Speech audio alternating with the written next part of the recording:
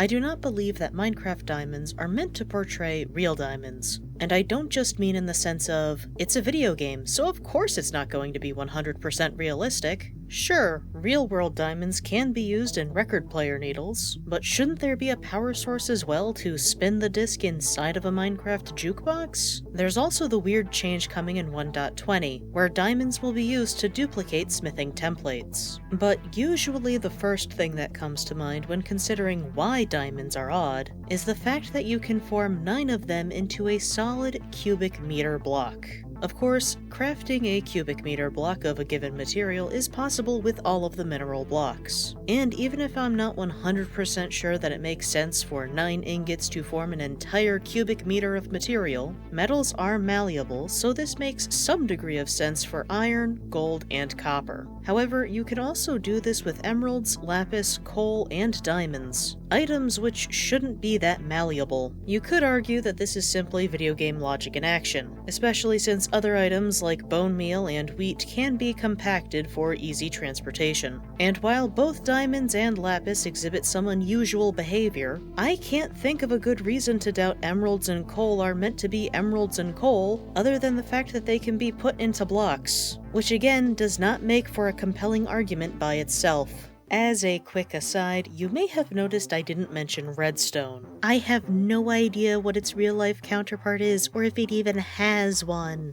so I'm choosing to ignore it for now. I think you could make an argument for it being a form of copper because of the way it appears to conduct the Minecraft world's equivalent of electricity. Real-world copper can also be used in batteries, so that would make the ability of redstone blocks and torches to act as power sources a little less bizarre. But all of this is complicated by the fact that since 1.17 we have an ore called copper. Of course, I am arguing in this video that Minecraft diamonds aren't diamonds, and I've said in a previous video that a nether wart block isn't really a block of nether wart, so maybe it wouldn't be that unusual for me to argue that both copper and redstone are meant to be copper. If you really want me to take a closer look at redstone in the future, please leave a comment below saying so. Back to diamonds, the 1.18 update made some noteworthy changes to the way diamonds generate in the overworld. Instead of only adding diamonds to the deep slate layer, the occurrence of diamonds in the stone layer was also drastically reduced. This resulted in diamonds becoming most common close to the overworld's uneven bedrock layer, and less common as you go up towards the surface. Incidentally, while coal can generate in some of the same Y levels as diamonds, they mostly generate farther up in the world, far away from the uneven bedrock. I believe the frequency of diamonds increasing with proximity to the overworld's uneven bedrock layer is significant, especially since coal decreases as we get closer to diamonds and bedrock.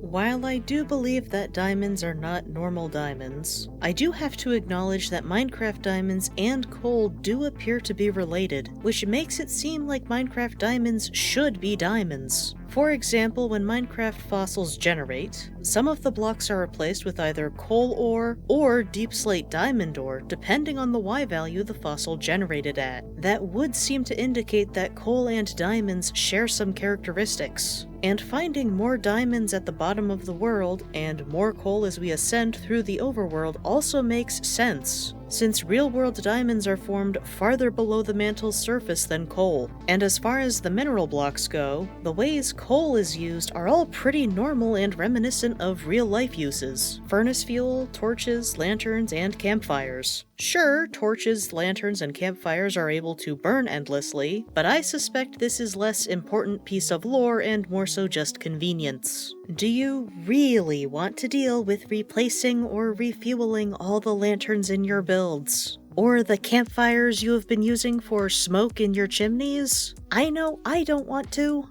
About the weirdest thing coal can do is have 9 of it formed into a cubic meter block, which, in a game where pretty much everything is a block, maybe shouldn't be read into all that much anyway. But despite how normal Minecraft coal is, Minecraft diamonds exhibit all kinds of weird behavior that don't make sense for real diamonds, like being malleable enough to form into tools, armor, and weapons. You can't do that with coal. So then, what makes Minecraft diamonds so different from coal? Building on the idea that the color cyan indicates the presence of interdimensional energy from end portals, I argued in a previous video that the ancient builders used bedrock portals at the overworld's uneven bedrock layer, resulting in interdimensional energy contamination, which caused some moss to mutate into what we know as skulk. While I believe that the dense deep slate and stone of the overworld could have helped to contain the contamination, preventing it from wreaking havoc on the overworld's ecosystem like it had in the Nether, is it possible that some of the interdimensional energy was absorbed by deep slate and stone coal ores near the bedrock layer, forming what we know today as diamond ore? Alternatively, maybe Minecraft diamonds did start out as normal gemstones before being infused with interdimensional energy. If diamonds do contain interdimensional energy, that interdimensional energy could be providing the necessary power to fuel the jukebox. You could argue that turning wheat into bread should also require energy, and I agree. The difference is you, the player, are providing the energy. The 3 pieces of wheat won't just spontaneously form bread if you leave them alone in a chest somewhere for long enough. But the most energy you put into a jukebox when playing a disc is just inserting the disc. What's enabling the disc to continue to spin? I also now believe that interdimensional energy can be more than just a power source. As I mentioned before, in the upcoming 1.20 update, we'll be able to use smithing templates to both upgrade our diamond gear into netherite and apply decorative trims on our armor. In order to obtain a smithing template, you need to first find one, either from the loot chests of certain structures, or by defeating a specific hostile mob. Once you have one smithing template, you can duplicate it by placing the template in a crafting table with its respective resource block and 7 diamonds. Incidentally, this means the player is unable to craft a smithing template on their own, but is able to duplicate them. While you could argue that the reason Mojang added this use for diamonds was to make diamonds more inherently useful, especially since SMPs often run into issues with inflation from there being too many diamonds, I believe that only explains why it uses so many diamonds. Why include diamonds at all? It's almost like they're being used to duplicate the information stored in the existing smithing template. If this is the case, then interdimensional energy is acting very much like both a power source and a way to transmit information, similar to electricity. In the real world, you'll sometimes hear people refer to the way computers transmit information as being encoded in binary, or ones and zeros, which represent either the presence or lack of an electrical signal. The device you're using at this very moment to access this video is interpreting pulses of energy into information. Could Minecraft diamonds or items using diamonds be doing something similar? Smithing templates may not be the only instance where diamonds could be involved with transferring information, since diamonds are also necessary when crafting an enchanting table. What if, when placed into a table, diamonds enable you to access information, similar to how you can use your computer or phone to retrieve information from the internet? I find it interesting that the crafting recipe for the table also requires obsidian, a material associated with the End and Ancient builders due to the block's presence in end ships and the pillars on the central End island. Again, the player isn't as advanced as the Ancient builders, so we aren't 100% sure what information is being conveyed to us when using the table. But just because we don't know how something works doesn't mean we can't still use it. And I think it's possible to also use the concept of interdimensional energy to explain away how at least some of the enchants work. If interdimensional energy can be used to communicate information, then maybe putting unbreaking on our shovel somehow gives us the knowledge, while holding it, of how to use it in a way that is less likely to cause wear and tear. Or maybe having fortune on your pickaxe provides the knowledge of how to more thoroughly extract raw iron and gold from ore blocks. In Minecraft, we're usually converting matter into energy, such as when you use coal to fuel a furnace. But what if the mending enchantment works in the opposite direction,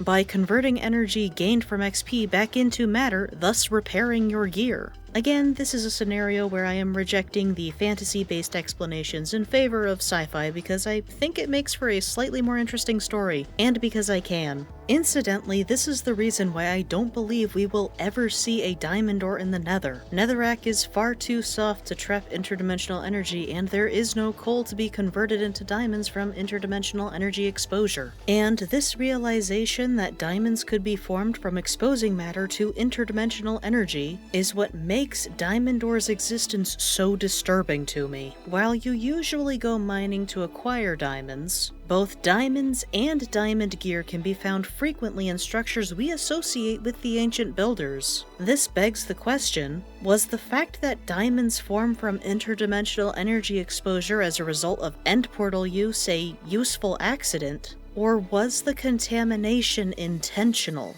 Was the destruction of the Nether's ecosystem a result of ignorance? Or was it a result of indifference or even malice? You may have heard of Hanlon's razor. The idea that you shouldn't assume someone is acting with malicious intent if their actions could be explained by stupidity. It's entirely possible that the ancient builders didn't realize that interdimensional energy could cause so many problems for an ecosystem the first time. I don't believe either the Nether or the Overworld was the first time the ancient builders dabbled with interdimensional energy exposure. While I'm open to the idea that the diamond gear we find in end cities could be from diamonds gathered in the Overworld, I don't think it's a coincidence that the end is extremely barren, with the only seemingly natural block left being endstone, and the only plant left being chorus trees. Incidentally, endstone takes longer to mine than the Overworld stone, and endstone even has a higher blast resistance than stone. So could endstone have supported diamond ore at some point?